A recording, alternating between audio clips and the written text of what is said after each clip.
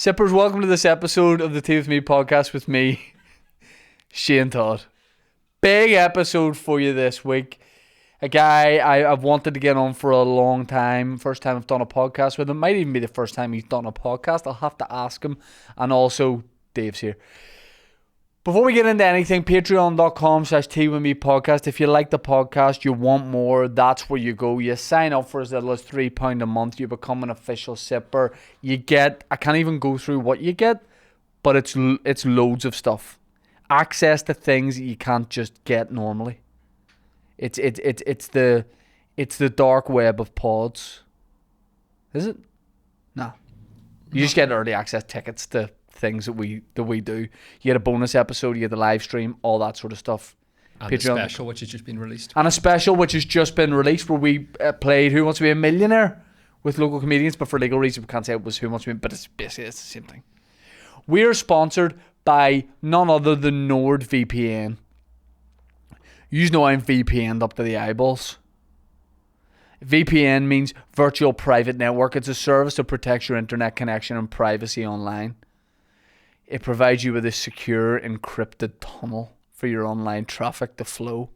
Just your own wee tunnel for all your online traffic. No one can see through this tunnel. It's not made of glass.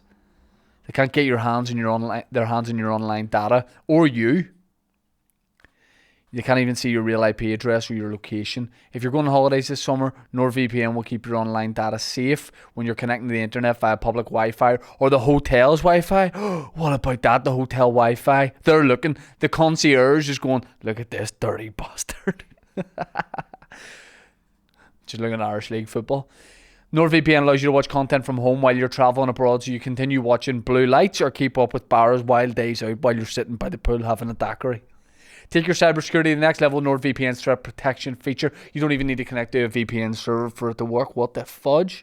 You can get an exclusive NordVPN deal by going to nordvpn.com/teawithme to get a huge discount off your NordVPN plan.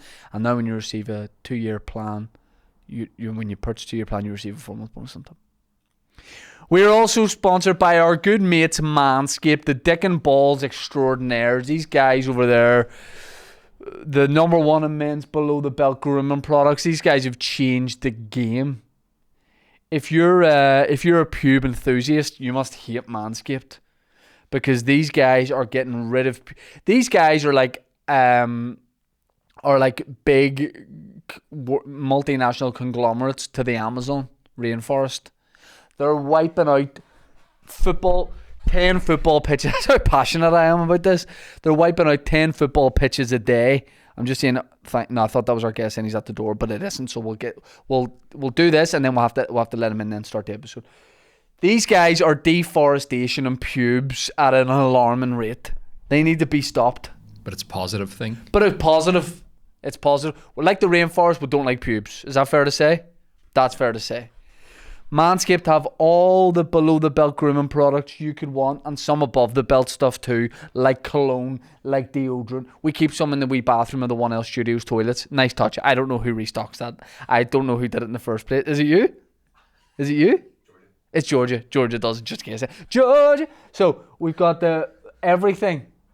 The Lawnmower 4.0 with wireless charging technology. Get yourself shaved up, feeling good on a hot day like this today. Let's get stuck into this episode. My guests are Martin McCann and Dave Elliott. Marty is, and I'll tell him this to his face, I think the best actor here. He's brilliant in everything I see him in. I've known him for quite a while. I see him as like a real inspiration with acting and things like that. And I've always wanted him to come on the podcast because he's worked on some of huge productions, and I know we'll have some great stories, and he's just a thoroughly interesting and nice guy. And Dave's here. Marty's here. Let's start this episode. This is Tea With Me with my friends Marty McCann and Dave Elliott. So yeah, we've already done I've already done like an introduction for us. So this is part of the episode and then I'll go what sort of stuff. But when do we start? Not yet. We've started now. We started now. We've started. Oh, okay, we're already. No. What was the intro?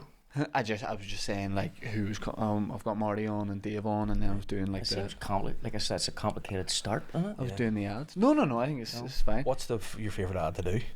What's your favourite ad? I can't say because then the other one might drop us. Now, And will this be edited or? No, this is it. This is it. We're in the episode. Okay. Now, Don't swear. we got to address. You can't swear. Swear, please swear. For fuck's sake. Okay, we'll take that out. So we have like, I don't want to say like a showbiz beef, but Dave, years ago you got a movie role. Hey, yeah. You maybe want to pick it up from here. Listen, I've been avoiding Marty for years now. I say avoiding, not getting any work. But I remember when I was a young spring chicken, back at my first break in a movie that I believe you wrote, Fishbowl City. Oh, it was. I was some of my finest work. You know. I was hired as a hard guy. Like that was the hard man. I was in a wee garage with a fella on a chair. Yeah. And then I'd stand here and sort of go. Look, can you give us more context? That was it. I was just being a hard guy. So what was the description of the role? Hard guy. Right. Yeah. But at the time, what age were you at the time? Maybe 21 too. No, 36. I remember it saying between 50 and 60 though. Yeah. So I remember going there and not feeling like I was doing a good job. What were you playing? What was he playing like? Do you remember this? Was he playing like a heavy, like a paramilitary heavy? Actually, what was he actually playing? Yeah. A self-conscious, middle class, well-educated, future comedian. Yeah. But in the film, it said. Yeah. Working class hard man. Right. That was it. And you looked at Dave and went, bingo. Yeah. So you're buzzing to get this role. But actually it's bad because it was bad for me because he's never worked since Yeah. in the film industry. So I put an end to what could have been a blossoming, film career. I remember being there, being like, and the guys were like, "Can you look harder?" And I was like, "I'm as hard as I want." Let's see what you were. Let me see what you were already doing at the start. I was going. Like you're in trouble, you know. Yeah. Bad hair and all, no beard at the time, so I looked like a little fat guy. About 14 Look constipated. probably, yeah. Constipated. Trying to be scared. Whereas now, I'm this is why she had me Oh, head. if we do a Audition again. Marty, if you do a sequel, Yeah. he's in now. See, well, it's about him. Yeah. But it was, and I remember being there and people being like trying to be silent and all, but being like, this guy's really shit. Like, and he just have him here until this is over. And How did you? I think most of that was in your head. Though. Yeah. But you especially were like, see that guy there? Yeah. Yeah. He kept doing this. I didn't know what you were saying. Get him out. And then I sat down with the whole family around the house to watch it. So we got it and I sat down and I was like, there's a 60-year-old ball guy here. That's not me. And I was like, that is me. And my dad was like, you are really good at this. Like, I really believed you were a 65-year-old guy. And you can work magic in the edit. Yeah. So, but yeah, listen, times passed and I realised it wasn't for me to be a hard guy. So, have you been ever cut from anything? You've shot and then just not made it in? I remember doing Clash of the Titans. I only had a wee tiny role in it, but I didn't think, how tiny it would have been. Right. And told everybody I was in it. And told everybody, didn't mention the size of the role. Remember. Clash of the Titans remake, massive, it's going to be huge. I'm in it. Cinema release, blah, blah, blah. I went with my parents and a few friends, family members. And I'm in it for about 3 seconds, getting ripped in half by the hole.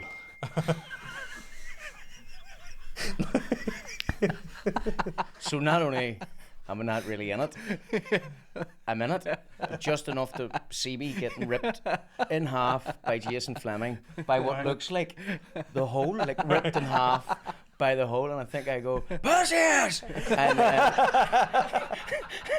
had you filmed way more than that? And I think I was convinced, maybe it was all in my head, but obviously Sam Worthington was the main role. And because it had sort of got about that I was in Clash of the Titans, I was convinced, now it probably didn't really happen, but I was convinced that there was like a dad with his son in the front row. This was like an Andy Town Pictures or whatever. And I remember when Sam Worthington come on the screen or something, I think the dad turned around to the kid and went, that must be him, that must be the wee guy from Belfast that's in this. Right. Sam Worthington, like, he was the main actor. And then I think they really realised that actually I wasn't really in it, and when I was in it, I got ripped in half. You just got ripped. Had you filmed more than that, if you know what I mean? Yes. I'd love it if you're quite a surprise, when you do go to watch yourself and you do tell everybody that you're in this thing and then you go watch, it's a very embarrassing experience.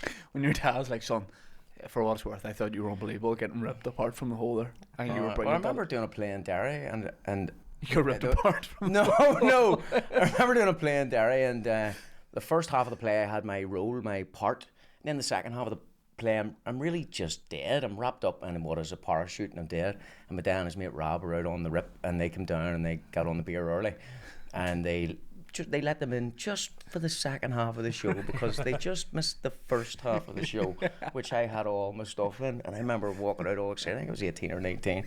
I said to my dad, "Well, what did you think of me? What did you think of me?" "Just a deadpan. You were dead on." You were dead on. Oh, but, Is there anything else you would cut from?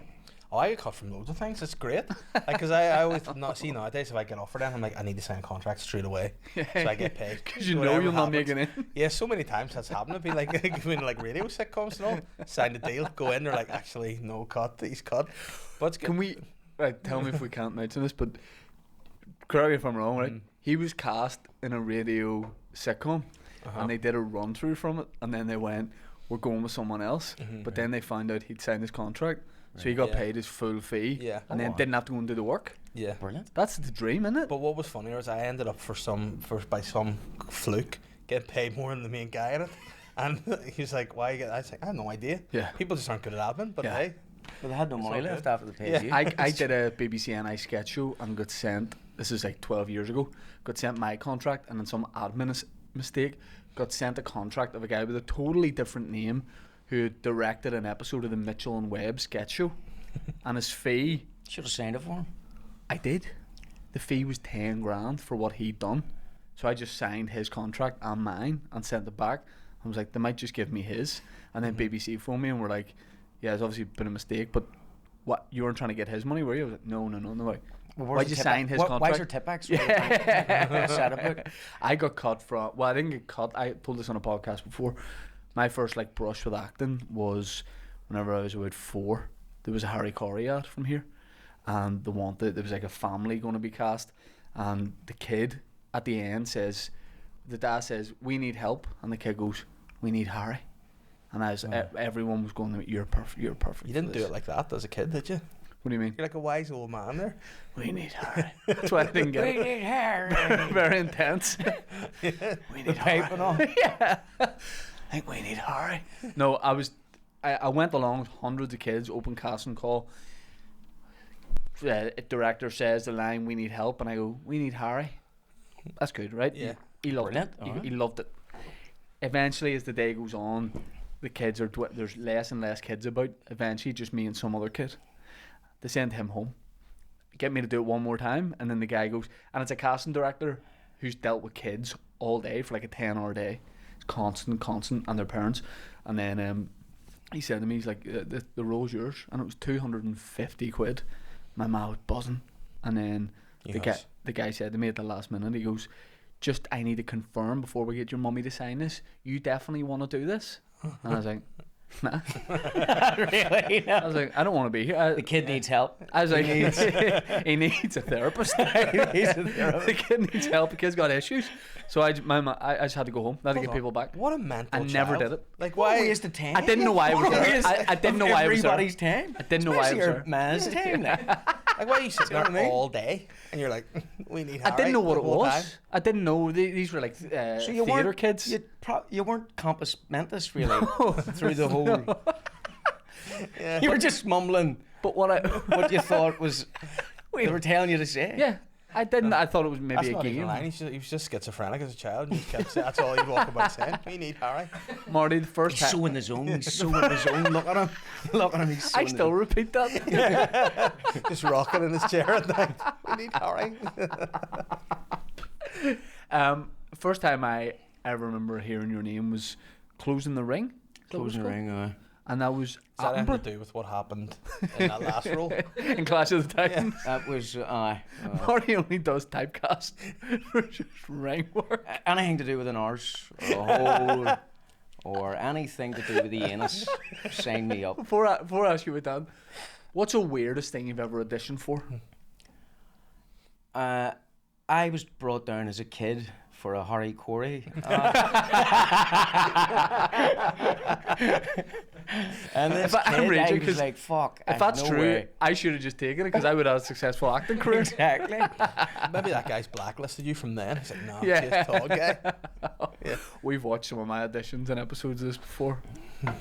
Dave, I did audition for Derry Girls, and Dave, you know Brendan Rodgers, the former Celtic manager. And Oh, aye, from, Brendan like, Rodgers, Christian aye. Ball. Aye. Dave said that I was doing a Derry accent, and Dave at the end of it goes, was part of the brief that they wanted a Brendan Rodgers impression. That's in my head, rent I can free see now. a bit of Brendan Rodgers in you. Like. I can do it, Brendan Rodgers, but that. Do your Derry accent, and it's Brendan Rodgers. Like just. But yeah. say we need help. Yeah. We need Harry. We need help. No, we need Harry. Yeah. We need Harry. That's good. It is good. It is. But it's not Derry accent though. No, it's not. Derry accent. It's not. It's not. But It you isn't. can layer that Yeah. on after. Yes. You know, you take it one step at a time. Like. But have you gone down to, like, even in the early days, like, do you go to a casting call or anything, and, like, were you ever grateful that you didn't get something? Were you like, I shouldn't be here, shouldn't be doing this? Not really. No, you're always like, you always want to go for the stuff. Now, when you watch stuff back, you go, that was shit. Right. But the money would have been alright. Like. Yeah. But What was I your remember- first ever acting role? Ever? the Artful Dodger, I think, in the Arts Theatre. Right. What age? 48. 11 years of age. But Paddy Jenkins, who's a local actor. Yeah, oh yeah. So he was Fagin and I was Dodger. Right. So just running about pickpocketing people. Like, you know. That was, I might go all over the place with this episode because loads I want to talk to you about. I said I ran into you last week in Belfast having a coffee. He is so good in Blue Lights. He's unbelievable. He is so He's good. underrated as an actor, actually. He's Yeah. underrated. I Doesn't think, work enough. Well, he works a lot. He Yeah. just doesn't work a lot as much as he should do on TV or film. yeah, He's totally underrated. Like, me and Dave are massive Blue Lights fans. Massive. whoop whoop. Dave, I had great banter with Marty. I saw him at Established in Belfast, and there was a police car outside, like a patrol car, and I said, "Am I interrupting the take?" 10 out of 10. Well, you Didn't land in the you room, didn't but it was see good. Me. It You was didn't see good. me. I waved. Yeah, You yeah. waved, and I went. Yeah, yeah. Did you have like a wee box of pastries with you as well? I did. You made Yes. Some yourself? gravel axe. Yeah. What a great series. You have a great character in it, which is like you get to kind of almost do comedy and then more serious stuff. Is that sarcasm? No. I think you're brilliant in it. I appreciate it. I think there's some great acting in it, I appreciate and it. it's a you said you think it's, and this is like, we're not even just saying this, you said it's the best thing you've ever seen from here. Yeah, I loved it. Yeah, it was. But I've heard some rumours about series 2 that I'm interested in. I heard you get ripped apart by the paramilitaries. by the arsehole. You don't want to see what they're And calling they're just Stevie's using death the scene. clash footage to save money.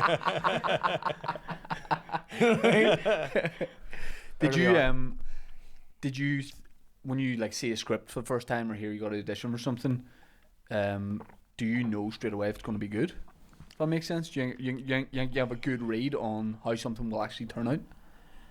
I think you do. I think when you read something, you either read it in one go or you keep going back to it and going. Sometimes you read something and go, "Am I too stupid? Am I not getting this? Or is there something wrong?" You sort of blame yourself for not finding it good or not, because somebody sends you a script and go, "They're making it. It's going to be great. It's going to be great." Yeah. And you're reading it and going, "Am I not getting this?" Or Yeah. And then you're afraid to say, "I don't think this is that good." Yeah. You know, because you'd offend people or whatever. But usually when you get sent something, and you know what you know. Do you love your character in it?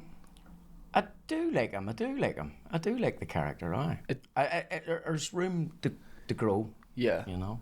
Because I mean, like, the comedy in it from you is my favorite bit of nearly the whole series was a line you delivered when you go and see the couple that are going to have their kids taken off them. Oh, The party guys? The party, yes, yeah. Yeah. Who everyone was watching, being like, Who everybody "Easy can on, relate to." easy on. Everybody can relate to These guys this. like to have a good time. Yeah. And pagrabbling or whatever. Like usually I get my folks to look after Not the called kids. that. Whenever I'm like I mean, they were living in a shithole. Like, yeah. Yeah. you know.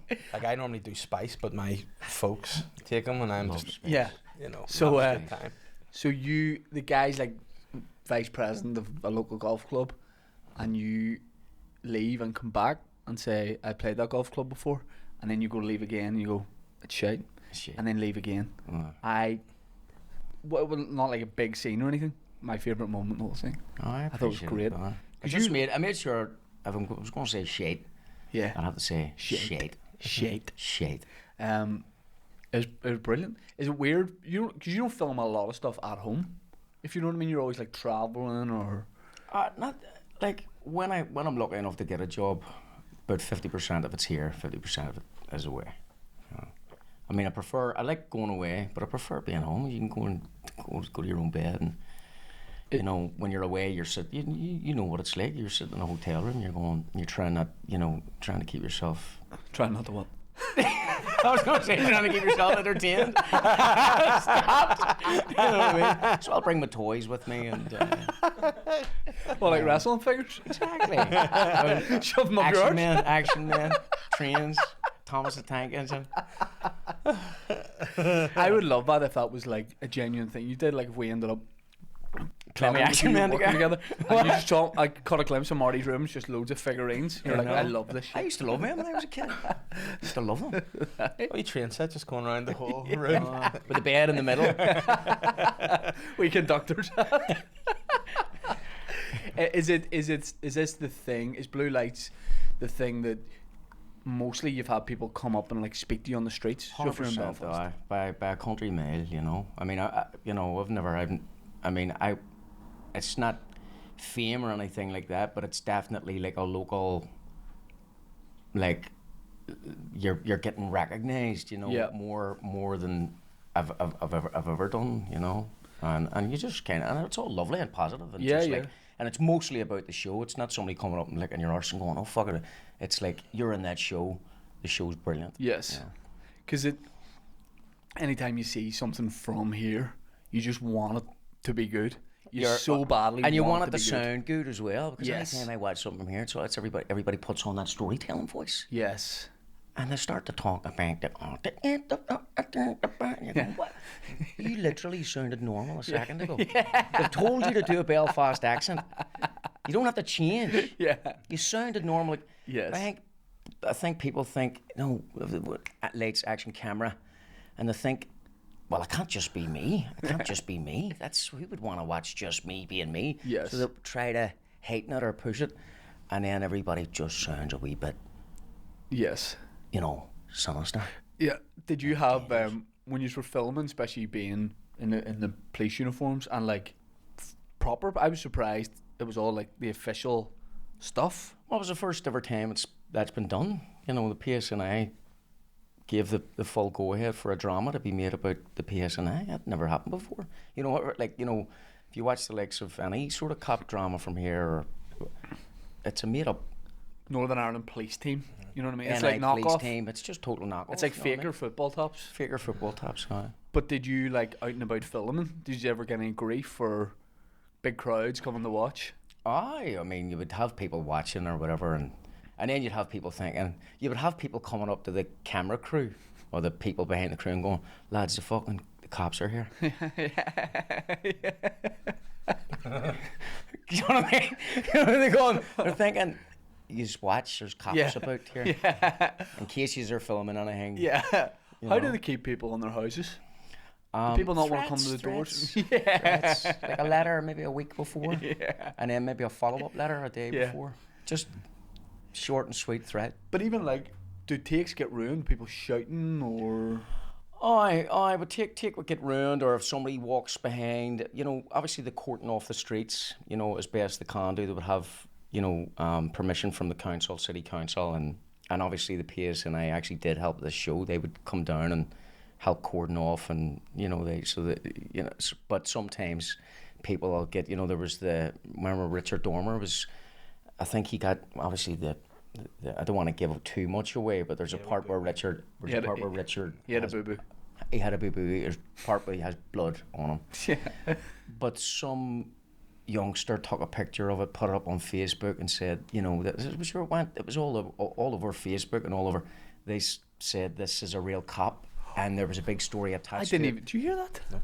There was a big story attached to it, saying it was a real cop who had been shot because he was cheating on this cop's wife, and then all these Chinese whispers. You should have worked that in the storyline. It's great. All these Chinese whispers started happening, and this was before the show came out, and it was a picture of Richard lying on the ground in mid-scene. Yeah. So that's what they're trying to protect from. They're trying to keep, yes, you know, just leaks from going out, and then misinformation and our story plot or getting given away. Did you ever like keep the gear on and go like arrest, so like just for No, but I get the urge, you know, when I see a couple of cops or whatever, like talking to people in Belfast, I get the urge to walk over and go, "What's the story?" Here?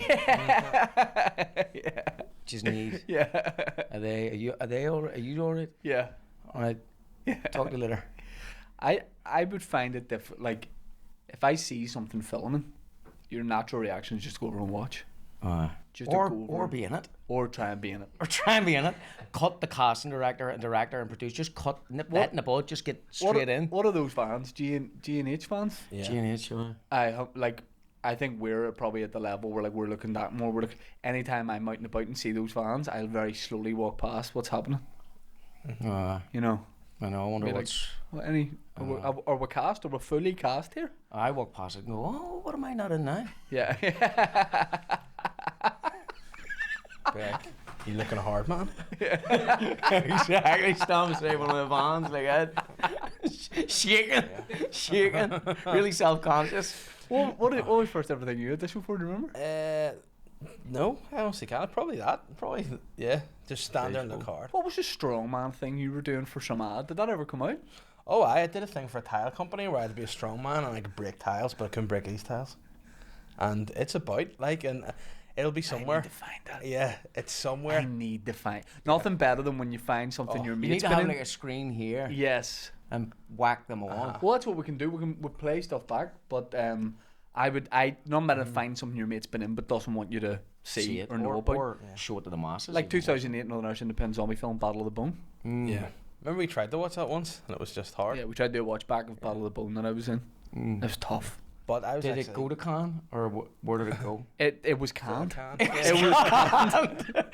It went to It went to the Cannes. bargain can Yeah. in a lot of maces throughout Northern Ireland. Yeah. But that was. Did you just get it on DVD? Actually, get it on DVD? What's on DVD? Don't worry about that. All right, sorry. Get your sorry. copy. No, I didn't mean to cause offence. Were you gutted when I got that role? 2008. To be honest, it was the amount of times that I was recalled back for it that I just found Here. insulting. I got. Dave loves this. I remember Krypton that they were filming here, Oh, right, like a sci-fi Superman- thing. the Yeah, Superman thing. I did 12 auditions for it, Just 12, why? and they kept going, and it was always like the same. Like Why 12? That's madness. they just kept. They were like they like you, but they haven't found the right thing. It was always the same thing. There was a fucking Did you disturbance commit- in Planet Zoff Hammer, Did you and I was raging. did you have your man stitch you a cloak? What? Did you have somebody stitch you a cloak? I just. Do you know what the worst one we did was in here? There was a scene where I didn't really have much dialogue, but I had to like wield an axe and break something. The worst thing. It's the worst. Do you think you can find it? If you can find it by the end of the episode, that would be class. What did you call the one? I genuinely thought this was good. That you did. Remember, you did like the every single Troubles movie that's ever Oh, been Belfast. Every Belfast film. Dave was in that too. made. That was brilliant. Yeah. And I mean, that was genuinely brilliant. Cheers. It's just Funny.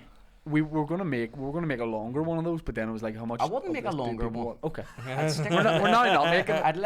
I'd let it be. Yeah. I'd let it live and go, But it's be its own thing. It's like you say. It's like the frustration of like an accent from here not being right, but then outside of here they probably don't care about it. No, but they don't care. They don't care about us. No. You know what I mean? Let alone how it's sound. But let me ask you this: say you're in something, any production, and there's characters from here, and some of the accents aren't right. Mm-hmm. Can you just get past that, or would that like, is it difficult not to be like you might want to try and say that? I know you don't want to tell all Takes the you actors out. what to do. I think it takes all of us out. If we listen to somebody who should sound like us, Yeah. You know, I'm not talking about, you know, it could be Hollywood, it could be Upper Ormo or Upper Malone or West Belfast, East Belfast. You know how you should sound, doesn't matter. Yes. But as long as it's authentic. Yeah. But if you feel it forced, Yeah. you can't sort of get over it in your ear. Yeah. Now, if I was from England or Scotland or Wales, it wouldn't really make a difference. Yes. But for us, Yeah. like, oh, something's not. It just I can't then. No matter how good that character is, or whatever. I just And it could then be a can't. good scene. Yes. But if it sounds off, Yes. it's hard to invest. Yeah. I think. Yeah. The I want to ask you about the Pacific. I always got that confused with Band of Brothers, and used to always be like, I can't believe you're in Band of Brothers. You're I I was know. never in that. I'm never in Band of Brothers. Never in Band of I think Brothers. I was 3 when I was made. Yeah, Well, not 3. But but that I remember I always like reading things about you being like this actor from here, from Belfast, who's in all these productions. You all watch like, Band of Brothers and I get ripped in half by the whole. yeah. But the Pacific was. What would the budget have been for that roughly? Well, I know what it was. It was 21 million an episode, and at the time, it was the highest amount of money that was ever spent on a television show in the history of TV. At the time, Was that because Spielberg was? my mate. Yeah. Bougie.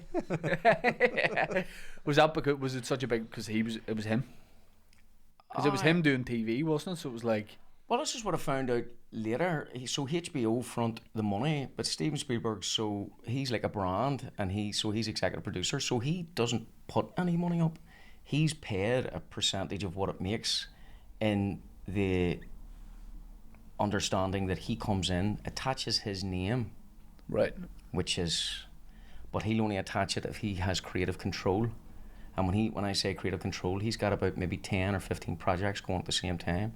So he's getting the rushes through to his, say, DreamWorks or whatever, and he's watching the rushes, and he goes, I don't like that. I don't like the way you're doing that, because his name is attached. So he's Right. getting he's given his creative oversight, and he's very much part of the casting process. But he's not on the ground getting his hands dirty, so to speak. That's his proper, once every 2 or 3 year films that he makes. But he doesn't put up a penny. He's paid a massive chunk of the percentage. He's a guy who owns a lot of McDonald's. Aye. He's not flipping the burgers, He's but not every once in a while go in and take a chip and go, more salt. And he might come down and taste the occasional Big Mac just to make sure Yeah. that you're not skimping. Yeah. But he's very much, he's in the head office, if anything. What age were you when you got that role? 7, but it took them 13 years to get production up and running. Yeah. No, I was 23 or something, wasn't I? And where did that shoot? Cairns and Melbourne in Australia. Was the scale of that compared to anything you'd done before just mind blowing? What do you compare to Fishbowl? Yeah, yeah. You went from Dave to Spielberg. You got cut from Band There's Brothers. really no as well, comparison. Like, yeah. no, it was the biggest thing I'd ever done. Of course it was. Jeez. But that. Do you get to be obnoxious to people on that? Is it that level? You're like, go and do this, get me that. I need my pants changed. Did you have a trailer? Oh, you have a trailer, huh? Do you have a person that does stuff for you? Can't say. Yeah. Brings you your dinner. Like, if you woke up and you're like, I really want a party here, would you have somebody go, I want party it, they go get you party it? Parade wasn't around then. BPM? Was Parade around then? If you knew the right people, I think. If you knew the right people. Well, I don't think it was that. We weren't that high Level. up. Yeah. But we were scratching on the surface, like. Did you have to do like soldier training? Well, we did boot camp, boy. 12 days of boot camp out in the desert, mate. Don't know what accent that was. Was it intense? Like, I think it was Brendan Rodgers. Was it intense? Like the most intense thing you've ever filmed? Well, it wasn't filmed. It was just boot camp. No, I mean just the Pacific in general. It was. I mean, sure, we got there. We thought, oh my God, we're doing this Spielberg Tom Hanks gig, and I was the only European there. Was Hanksy involved as well? Oh, Hanksy was there. Aye. What was he doing? I running don't know, about. You know more about it than me. Running about selling parade. He had boxes of chocolates he was giving to everybody and going, you never know. He cracks that every hour. You're like, all right, mate. You never know. Fuck. No, he was involved in. They cast a guy called Val Lauren as Basilone, and the part ultimately went to Johnny Bernthal, who was in John Bernthal. He's doing Punisher? The Punisher, and he's Walking Dead. flying high. Oh yeah. But this guy called Val Lauren was originally cast as this main role in the Pacific, and we came to the end of the 12-day boot camp, and and Tom Hanks shows up in a car, a couple of our cars, and like, congratulations lads, well done, you got through the boot camp and all. And we had the K rations, basically we had a K ration, so we had squished food a chocolate bar and a packet of raisins and a wee packet of nuts, and that done you for the day. And then you had to go out and dig your foxhole and sleep out in the desert and blah blah blah. So it was 12 days, and he gets out of the corners, Tom Hanks, and there's a couple of women, not even good looking women, but they were good looking to us. Yeah. When you come up from the foxhole. When you came out of the desert with hundreds and hundreds of dudes, just a sniff of a female, like 5 miles away. And they took Val Lauren out of the lane. I went, Val, can we have a word with you? Talk to you. Nah, Val was sound, decent guy. Didn't sort of kick up a fuss. Wasn't, there were some actors in the boot camp going, you can't talk to us. I'm going to sue your ass and blah blah blah. Maybe most of them were from LA, but right. But Val just got tucked out of the lane, and we never seen him again. So he was with his family. They killed him. They executed him. Tom Hanks executed him. Exactly. Girl, do you want to say something, man? I don't want to get done for slander or defamation of character here. No. But they executed him. Right, yeah. No. No, so they took him out, brought him to the studio and says, look, we really appreciate what you're doing. Sorry, this is traumatic for Dave, who's reliving this. I'm thinking When Radio Ulster did it to So him. close on Facebook. This nearly happened to him on Facebook. But I just picture them bringing him to the studio, showing him the set, being that he could have had this, but Yeah. sorry. And showing him flashes of his future. Like an I know alternate future. you've lived in a hole for a week, but the good news is you're going to your own bed tonight. What annoys me is that on the 12th day that they broke the news to him. Because the fucking boot camp was hard. Yeah. I mean, have a bit of decency. Let me know on the second day. Yeah, But don't wait the day 12. Yes. You know what I mean? But then they wanted him to harden it and be ready for it. They wanted him to be toughened and then go. But wait until he looks like a chimney sweep, then we'll break. What was Tom Hanks like? Did you get chatting to him? Not really. No, I mean at the we went to LA and watched like a screening of it in the Chinese Theatre, the Dolby Theatre? Aye. So we went and we watched a screening of it there, and everybody was there, and he came in, said hello to everybody. Then we had like an after drinks reception, and I met him with the guy who I was playing, R.V. Bergen. He's now passed. He was in his mid 80s or He fucked with late Hanks 80s. too. What? He messed with Hanks as well. So you met so you were playing a real life guy that you got to meet? Oh, I went over to Texas, tell him, and met him and his wife Florence, and stayed in their gaff. What did he think of your portrayal? He wasn't happy. He wasn't happy. He wasn't happy. He kept telling me that he was better looking when he was my age, taller, harder, and a better actor. He should have played it then. Exactly. But a lovely man, Right. man. Yeah. Did you think after being in the biggest TV budget production of all time, did you Fishbowl? think? Yeah, and then you doing Fishbowl, And then get on to the Pacific. and then the Pacific. Did you think after that everything's going to happen, or were you quite? It was funny. Like I kept thinking, what am I doing here? Why am I in Australia with all these Yanks and Aussies? And I knew I auditioned for it, but I always felt like at any given time, someone was just going to pop their head around the corner and go, "What are you doing here? Yeah. You're from Devastation Falls Road. Who are you playing? Right. R.V. Bergen, the Texan. Get him. Get rid of him. Yeah, His right. head's away. Yeah. So there was always that vibe. So I never really had the attitude of like, this is me now, I've hit the big time. I more had the attitude of, I'm going to get sent home. Keep the head down and just get away with it. And get away with it. Yeah. But so and I'd been acting long enough to know that you audition and you keep auditioning. And remember, everybody's wearing helmets and a green khaki uniform, and so if you look at like the likes of Rami, like Rami Malek, it took 15 years after making the Pacific, he hits the big time. Yeah. Yeah. So the Pacific doesn't guarantee, even a gig like the Pacific doesn't guarantee you anything, other than the money, the experience, and it on your CV. Are you good with a gun now? Because you've done like police and army stuff. Yeah. Are you asking me anything? Or We've got a shooting does range set up for anybody you. You get people who say like, oh, they go do something like that, and then people struggle with the side of acting with the sitting about. And I've only experienced it a tiny bit, but like being in your trailer, being in between takes, and I'd say something like that, like war reenacting type stuff, takes a long time.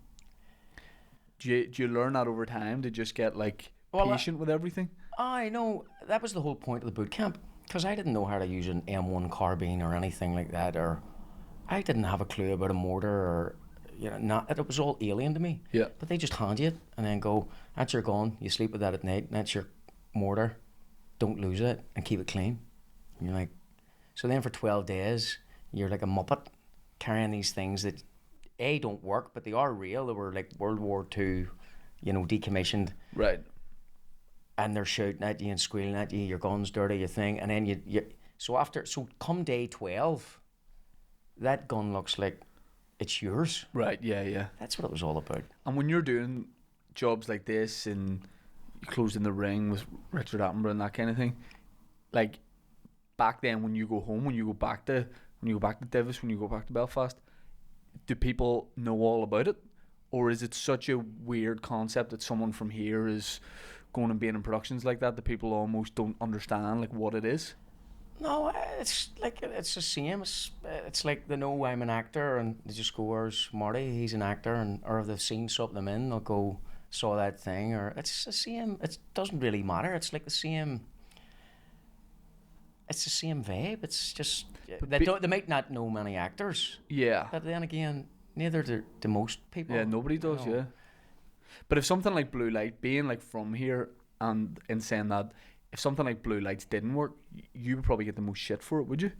I just mean. Well, I was worried because obviously playing a cop and from West Belfast, and I was going, I wonder what way this will be perceived, but at the end of the day, I'm an actor, and I'm just thinking about the character in the cop uniform, who's Stevie Neal, and I'm an actor and I need to work, and that's my job. I've no real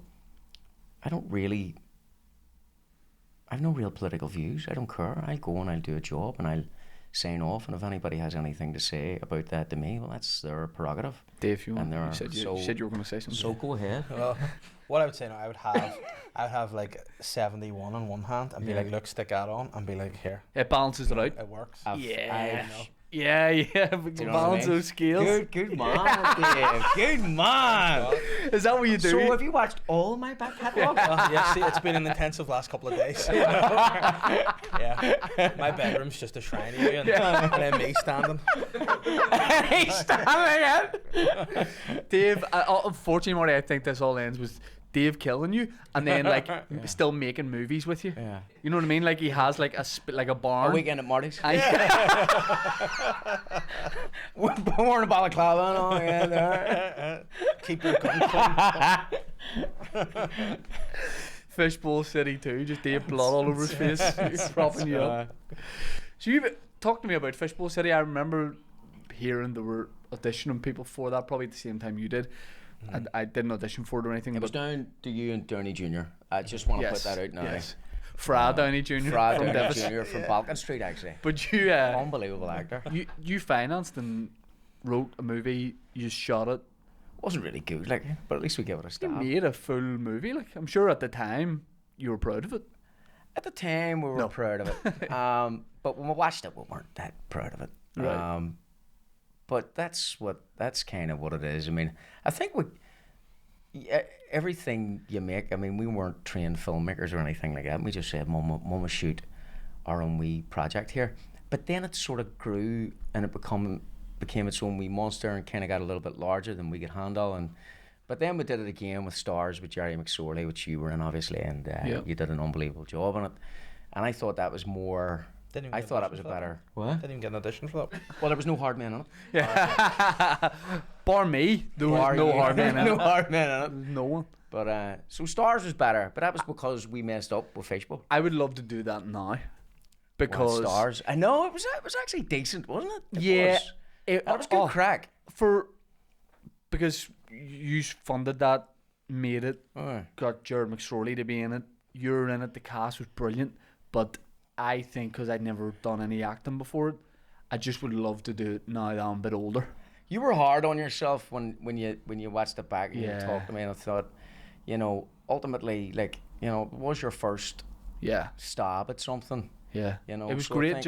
But for a first time attempt at what was essentially a 30-minute long or 40-minute long comedy piece or drama or whatever you want to, dramedy or whatever, You did a brilliant job. The feedback on the production was brilliant. Oh, it looked well. It looked like you know, like a BBC thing or like a BBC NI thing or whatever. But even when I was so surprised that didn't get picked up, because they sort of acquire it saying we'll show it. They says we'll show it, but then they said to us that it was too close to some stuff that had been out. You know, I think Toast was out at the time, and I went, really? Are you comparing us to Toast? You know, Toast, Toast, the Toast of London. That's what apparently it was compared to. It's not like that. Is it too late?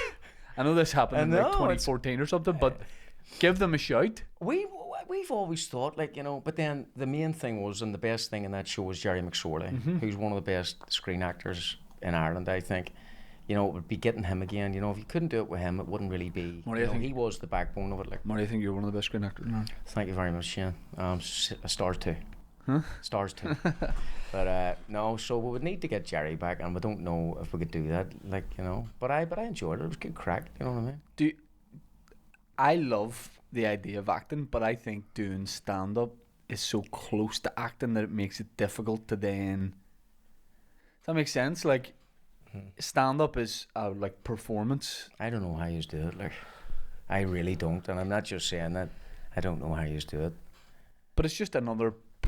I would be more nervous. You're essential. Not you're doing stand up. You're doing a performance to no audience at the time that you record it. Does that make sense? But then it's contained and controlled. You've got the lines, and you're well, you know. Whereas you're getting thrown out to the lines.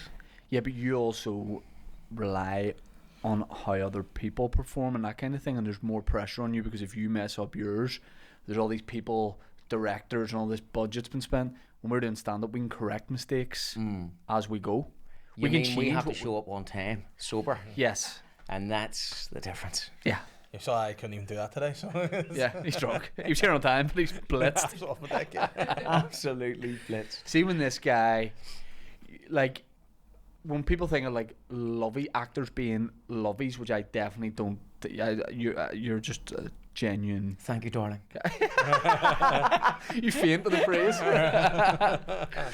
But see, when this guy drinks red wine, we don't have any acting credits, but no one turns into more of a seasoned lovey. Turns into Richard Attenborough. Like a guy who's been hanging about the lyric for 30 years. David Niven. We call him Davy Purpletooth because when his teeth get a little bit purple, the truth comes out. The truth comes out. He's talking about all these performers and actors and comedians, and I would love you to meet Purpletooth. That's great that you've got an old passion for that. You know is that like the dying out that like for the sauce, that like lovey scene?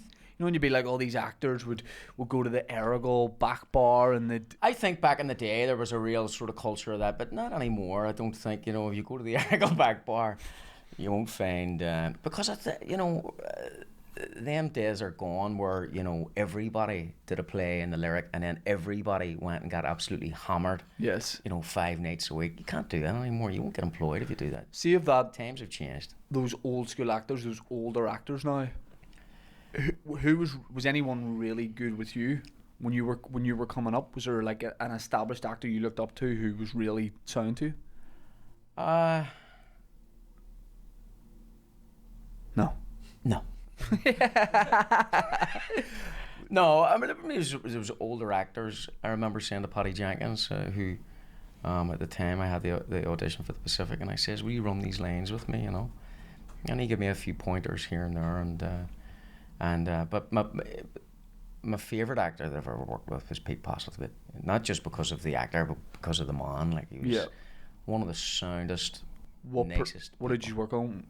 Closing the Ring. Right. Okay. Killing Bono. Yeah. And funnily enough, Clash of the Titans. Right. I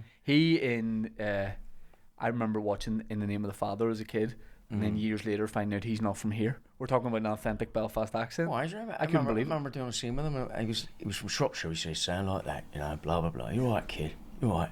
And then he would go, and action. What are you doing here, Mrs. Horace? Yeah. Yeah. You think your grandad just walked into the room? Yeah. And just said a line? Yeah. He's brilliant actor. Like. Yeah. Brilliant actor. Yeah. I mean, the idea that, you know, there were all these amazing like Adrian Dunbar, Liam Neeson, all these guys that are like round about the same age and would have came up together in like the same class of actors. You know what I mean? Is that kind of, like, were people more like individuals at the time you were doing it, as opposed to like having like a big scene? Was there a big group of you who would be mates as actors? I sometimes think about that, because you go, geez, they all seem like, you know, there's this clique and there's Like this, a gang? there's a gang, but ultimately they're not a gang. They're not. It's not like everybody in my left foot is still knocking about with each other and they have houses next to each other and Yeah. they go to the same bar. Yeah. It's not like it. Yeah. They shot the thing at the time. They knew each other at the time. They had pints at the time. Maybe some stayed in touch years later. Yeah. But it's funny. I just think there's a different. You know, back then you had this sort of star quality. You know, if you was like, you think of Liam Neeson, you wouldn't really. You know, he would be this otherworldly star or whatever. But nowadays, I think all that's been diluted down. You know, that type of. It's like P7 in school. It's like, we're going to be mates forever. Last day of P7. And then the one like comes to your birthday. That was the week after P7 ended. And you're like, thought we're staying in touch forever. Why is there only my cousins at my birthday? Or if you work with somebody for 6 months and then it's just this awkward like time to go. And if you have Facebook, aye, sure. I'll add you on Facebook. Or do you do the Instagram? Aye, sure. I'll see you on Instagram. Who have you met that was like, that disappointed you?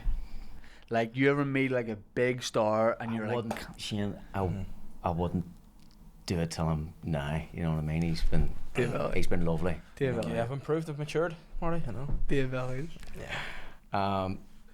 I wouldn't. There was one, and it was a project that shot here in Northern Ireland. Okay. She's not from here, and I can't say her name because I'd be up in court at the drop of a hat. Mm-hmm. But I think you know. Yeah. Yeah. I remember talking to you about this. You know, and it wasn't just me, you know, and that's not usually the way it goes. Usually everybody's lovely and they do the work and they clock in and clock out and that's it. But this one particular individual was, you know, infamous around Northern Ireland film scene for just being really, really difficult, you know. Like that, in my head, I'd be like, that wouldn't be like that here at all. That probably stands out here because everyone is so dead on to each other. And it's such a small industry. But is that the same in other places you go? Do you find that by and large, actors and other people you work with are like really nice to like staff and that kind of thing? I think so. I think there's and not in a way to be inauthentic or anything like that. But you know, it's such a small industry that if you give people a reason not to hire you, they'll take it. You know? You could do 99 good things in a row. If you give anyone a reason to hire the next guy over you, and that goes from all the crew and the this and the that, and I think they're all acutely aware of it. You know. Yeah. So there's this ethos of professionalism and not fakeness, but it's just like you step out of lane and you'll suffer for it. People won't hire you. You know. This guy's a fucking monster. I know. At gigs. Just drinking and drug taking that has been really. Do you know what I love? We had Tim McGarry on, and Tim and Dave got into like a funny back and forth where Tim was like, sure, Dave's always drunk and on drugs. And I love that you've started it now as well. And I love that it's going to catch I have on. a cracking story about Tim McGarry. Please give us it. We were doing Poppers.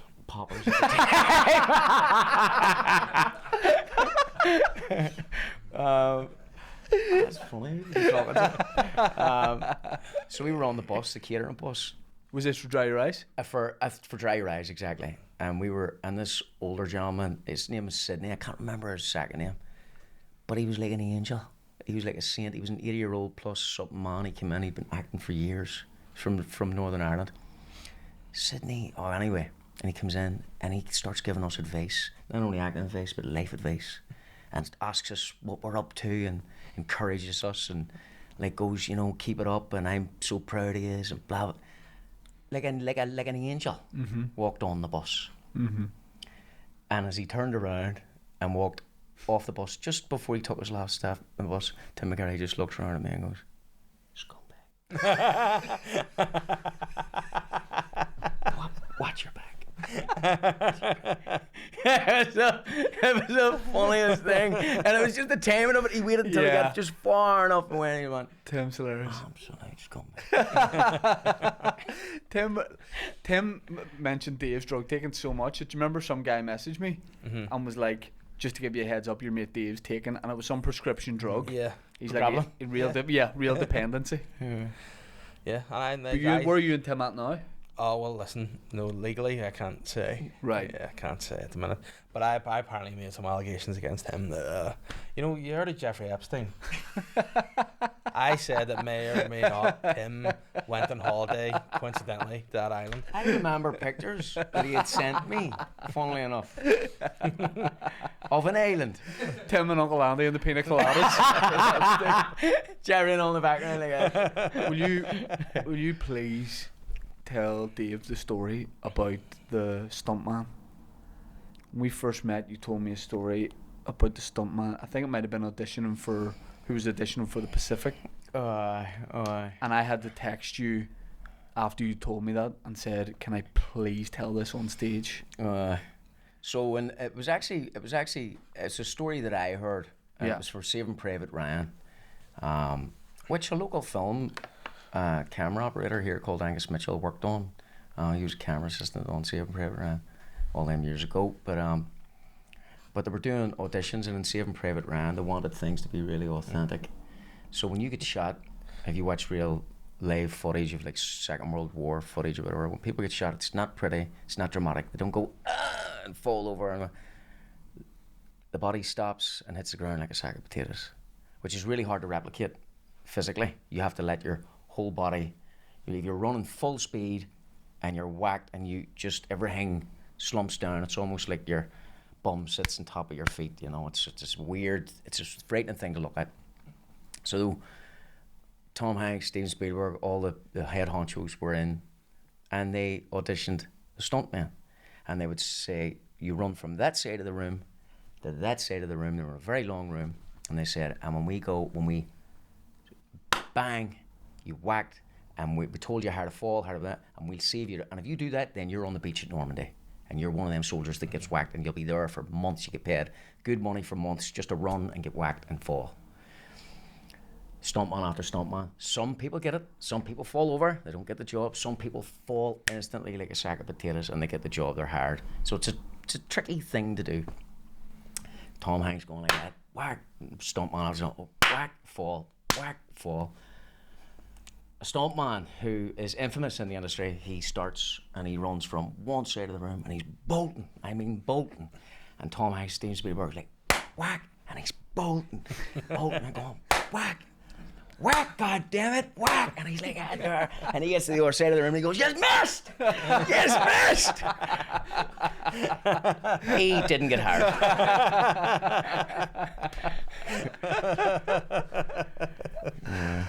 I love that. In my head, he's from here. Yeah. He probably is from here now. He probably did. Yeah. Probably did. Yeah. He probably did. Have you ever done a podcast before? Never. I was just thinking about that on the way here. Never. And I was talking about comedy in Blue Light. Like, have you done like? I'd love to see you doing like out and out comedy. You mean come out during a comedy sketch? Yes. It's me, you, and Dave and Tim. Yeah. It's a popper's deal gone wrong, Yeah. and I Well, confront Tim, you. you wouldn't touch the edges like it'd be grand. Well, if you come out with me, I'll do Yeah, it. Like, yeah, we'll go together. do you know what I mean? But like, yeah, I mean, I've seen you do like obviously like drama, but I think I think your comic timing is so good. It's so good. I'm gonna write over lunch here. Right. I'm gonna write us a comedy for me, you, and Dave to be in, but Dave to get cut from. Lovely. So you Well, pick. Did you rustle something up in 10 minutes? Oh no, he's got the axe wielding scene. Right. Yes. So the context for this is it was for Dungeons and Dragons, and I have to wield an axe. Now the problem I have with some of the like sci-fi type stuff and things like this, Marty, is I get, and Dave always calls me out in this, I do like, and I say I do this, because I think it's like you say it like. Well, that's sci-fi acting, though. Yeah, that is sci-fi that is. acting. I can't like just be like a guy from here. No. I have to get a bit more like, No. well, like a bit more like epic, Yeah. right? Why And am I here? yeah, Where Well, am somebody I? from Krypton's not that's gonna all my walk into Krypton established auditions. Yes. and get a coffee. Yes. You know what I mean? So, oh fuck, I've cut this down. It was about 3.5 minutes, so I've cut. right? Is cut there, it down is to there lines 3. in it? Is there? Is there lines in it? Yeah. I thought it was just an axe. Okay, do it. It was 6 hours long, and they cut it down to 3 minutes. Oh no. Oh no. Oh, look at the face. Oh no. Don't worry about volume. We'll just do that. No, you need to sort that, guys. Here we go. Oh, that's not part of the edition. Oh no. Guys, I found one. Oh no. That's Oh, no. it. What? Felt okay. One more. That's good. Yeah. I'm supposed to find some sort of Guys, I like found medieval one. star. Dan, do I do a big drop with an axe? That's it. Oh no. Is it Australian? What part of Oz is he from? I love that at the end of all these you go. Look at I the go, smirk. Look at the I smirk. look like Jim Carrey. It's not even paused. I love. I'm just thinking, one for the money. I love that at the end of those I go. I felt good. Oh, aye. I felt Well, good. that's Yeah, I what's didn't about, get isn't it? that. Confidence, like, you know what I So mean? what's mental is there's another audition. Even if somewhere. nobody else thought it was good, You see did. something in no. Oh, you don't. you did. Aye, but you do too. Well, I've watched it. Yeah, exactly. Exactly. There's a scene with an axe where they like like plunge a sword. Do you have it? No, Oh. I don't think so. I, These guys have seen me do some weird stuff in here. and it's just off camera. Stuff, yeah. I was doing something yesterday. I met somebody who was like, I met this person for the first time properly, but I'd seen her before. Well, like a French pen pal from school. Yeah, well, yeah, a Rubert. No, but I'd met her for the first time. But you know when you've seen someone doing something, and you're like, you think you know them, but you haven't. I was like, oh, we've met, and then I was like, oh no, I haven't. I've seen you in a video that you've been in. And I was like, oh, I saw that music video you did with Shane. And she was like, oh, I don't want to talk about that. And I went, all right, I'll pass that on. So that Did you do a was, music video, huh? yeah. We all have to cut our teeth, don't we? Yeah. Really? I just did it because I was like, yeah, I haven't done a music video. I don't think Like music? I'll be in it. I like music. I'll be in it. And I thought it was okay. And then Dave found it. But it's mugged me. In your He bedroom. didn't like it. He found it in your bedroom on a DVD. And do you know what? There was a moment where I couldn't have done it because say it was like a 12 o'clock start. I was parked at the address of the house we were filming and it was about 20 past 12 and no one was answering or anything. And I did that thing where I was like, I should just go home. But I stayed it out and I think that was God saying to me, Yeah. just go home. Yeah. I'm keeping this door closed. Go home. And not a day goes by where I don't regret doing that music video. Now, and you know what the good thing is now? Guys, get it up. People go looking for it. And what's the title of this music video? If you were I, to I, look for ac- I something like that. actually don't know. I swear, or I would say we'll put it in this anyway. I know it's going to be seen. It's a but good song. Yeah, I mean, you could bleep it out, you know, but I know exactly what it's called and where to find it. Dude, and What's it's it a called? fuck. I Fuck don't you. want to say in case I'm the No, person. no, Dave. Yeah. No, well, you stand can over what well, you've you done. can edit Okay. this out. No, And Yeah. I No. no. Yeah. no, say it. Well, you know, I wouldn't do it to my new friend. Yeah. You know, in case they don't want it up. But I'll text Dan, he can put it up and we can watch it. So I didn't know I had to mime the whole song, and I had not heard the song when I showed up. Just texting Dan here real quick. Oh, he knows it. It's So on the favourites. lip syncs off a wee I had bit. to lip sync, Oh, aye. and it was bad, and I can't really act, but I had to concentrate lip syncing and then try to act. But It was there's one bit where you're supposed to be like the boyfriend or love interest, but you're like a wee auntie. And you're at the door like, I know, but that's just what they told me to do. it's very funny. Yeah, But just it's a different- nice wee different song. twist. Different Yeah. twist on But, what was yeah. probably supposed to be done. Yeah. If she's not happy with it, are we gonna watch it or? Nah, We'll watch it don't off- watch it. off Don't watch it. camera. We'll watch Yeah. it. We'll watch it. We'll watch it another time. What's the next thing you're filming? She Marty? did say she was very proud of the song. It's a good song, but she genuinely went to be, he fucked this for me. She went, he's fucked it for me. And she's like, I never want to hear his name again. And I went, all right. Who, the Harry Corey kid? Yeah. Yeah. What's the next thing you're filming? Blue Lights starting on start of August. Series 2. Now, Is there going to be nudity in it? what the creepiest thing I've ever heard in my life? The way you said that. Yeah, Dave? I've heard Don't those- stop rubbing your knee. I've heard it's going down like a Game of Thrones route, and there's going to be more. Speaking of roots, Yeah, maybe that's the wrong kind of hard I was going for, and that's why I got cut. yeah. Oh, Now, will that be more difficult because people have already seen the first series and you'll be out filming and people are going to know that's what it is? It'll probably be more difficult because Richard Dormer's not. Is that a boo boo? Well, so maybe everybody keeps saying, you know, Raisin I mean, Pack. he's phenomenal in the first season. you Yeah. know. So, you know, it's going to be harder, but I think because now that the writers know who's who and what's what, and I think they'll have more interesting maybe storylines, and certainly more maybe developed characters, because really at the start when they're writing the first season they don't know who's playing who, Right. and then the people come in and they play them, and then in the second season they go, oh, this is the way that person gets on, and this is 'Cause- what the person did well, this is what the person didn't do well. You mentioned there's room for your character. Your character hints at like a backstory, you know, his wife and things like that. So Can't divulge anything. Yeah. Awkward. But I think there's definitely some chemistry going on there. There's going to be a bit of love interest for Stevie, man. yeah, I was really, you know, when you just like you get wrapped up, and I just like what I'm like, give her a wee kiss, man. Kiss her. Yeah, it really annoyed, and then you get interrupted in the last scene. And I'm the creep, and you're going, kiss her. Come on, do it. Whoa. Oh, they did a good job at that. No, they just sort of, for want of a better term, beat around the bush. What would last question? And it's like a stock question now I'm thinking about it. What's your like dream role? What's one thing you'd love to do? Playing a successful comedian from the Hollywood area You're too light to be me.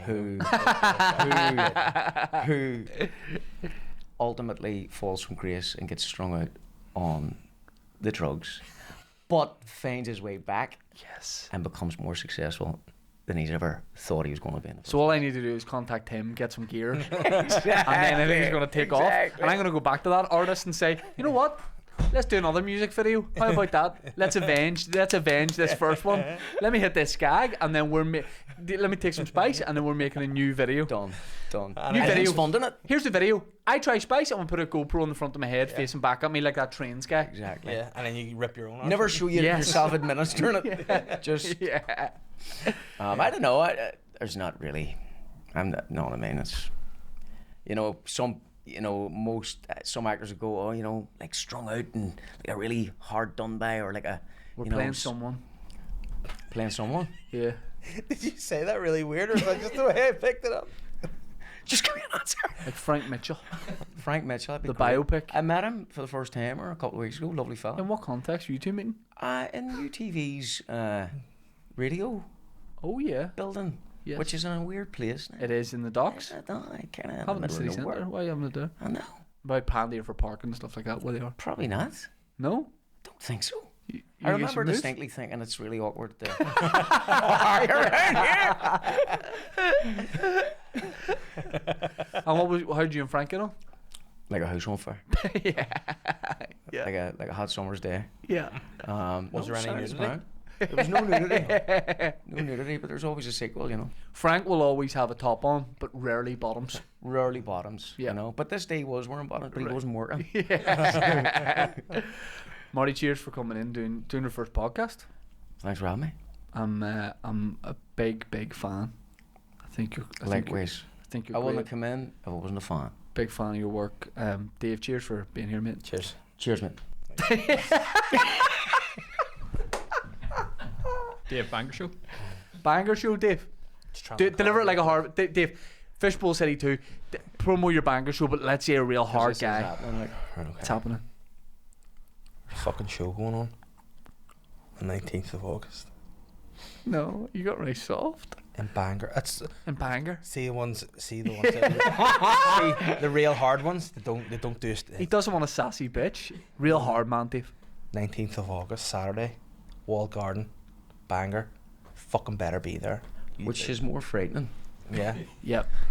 'Cause, yeah. than the typical heart. You know what I mean? Right, If so that he's got the come, role. if that come up to you in an entryway, So he's got the role. Yeah. of course he's got the role. Have fun. Yeah. All right. Fucking tickets. Not many available, but there's a couple. And hopefully it won't be after I do this. You can sign his Fuck's sake. contract for him. And then I fit. Here's what we do with the video. We get a graphic, and I do this with a big sword, and I go down your ticket link. Oh, that's great. I thought you were going to say his hole. On that note, we're out.